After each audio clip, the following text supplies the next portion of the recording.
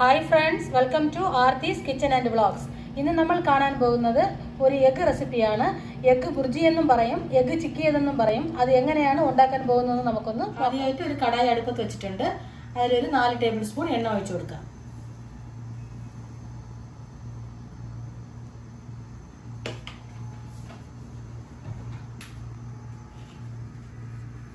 എന്നിട്ട് അതിൽ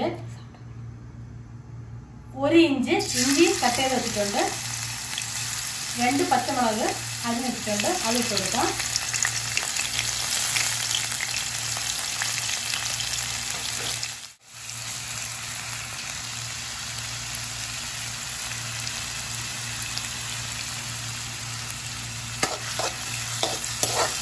എന്നിട്ട് 2 സവാള അരിഞ്ഞിട്ടുണ്ട്, അതിന് വന്നിട്ട് ഇളക്കി കൊടുക്കാം.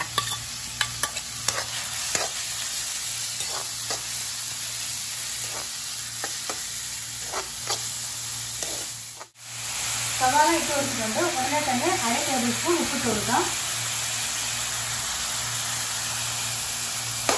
സവാള പെട്ടെന്ന് വഴണ്ട് കിട്ടും.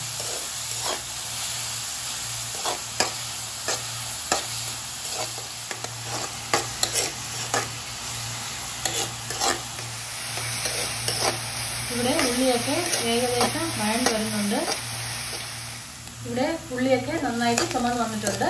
ഇനി നമുക്ക് തക്കാളി ഇട്ട് കൊടുക്കാം. 1 തക്കാളിയാണ് ഞാനിവിടെ എടുത്തിട്ടുള്ളത്.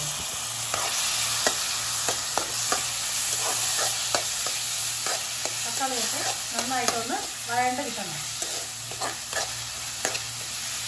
ഇവിടെ തക്കാളിയൊക്കെ നന്നായിട്ട് വഴണ്ട് കിട്ടിയിട്ടുണ്ട്. ഇനി നമുക്ക് പൊടികൾ ചേർത്ത് കൊടുക്കാം.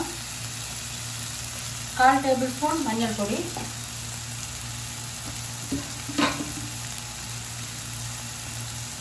3/4 ടേബിൾ സ്പൂൺ മുളക് പൊടി. ഞാനിവിടെ നല്ല മുളക് പൊടിയാണ് എടുത്തിട്ടുള്ളത്, കാശ്മീരി മുളക് പൊടി അല്ല.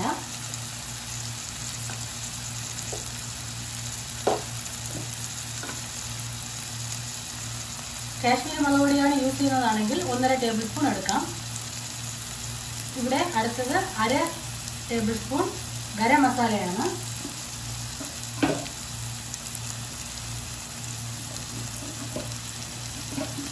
എന്നിട്ട് ഇതിൽ കുറച്ച് പെരുംജീരകം, 1/4 ടേബിൾ സ്പൂൺ പെരുംജീരകത്തിൻ്റെ പൊടി കൂടെ ചേർത്ത് കൊടുക്കുക. എന്നിട്ട് നന്നായിട്ട് പൊടിയുടെ പച്ചമണം മാറുന്നവരെ നന്നായിട്ട് ഇളക്കി കൊടുക്കണം. ഇവിടെ ഞാൻ 4 മുട്ട ബീറ്റ് ചെയ്ത് എടുത്തിട്ടുണ്ട്, അതും കൂടെ ചേർത്ത് കൊടുക്കാം. മുട്ട ചേർത്ത് കൊടുത്തിട്ട് അടി പിടിക്കാത്ത രീതിയിൽ നന്നായിട്ട് ഇളക്കി കൊടുക്കണം.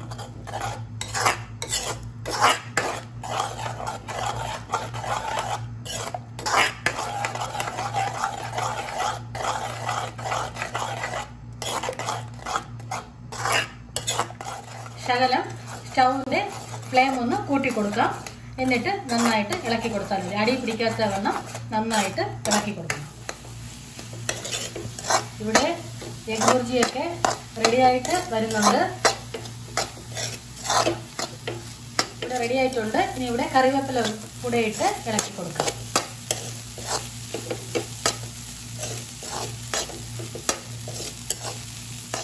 ഈ വീഡിയോ നിങ്ങൾക്ക് ഇഷ്ടപ്പെട്ടിട്ടുണ്ടാവും ഞാൻ വിചാരിക്കുന്നു.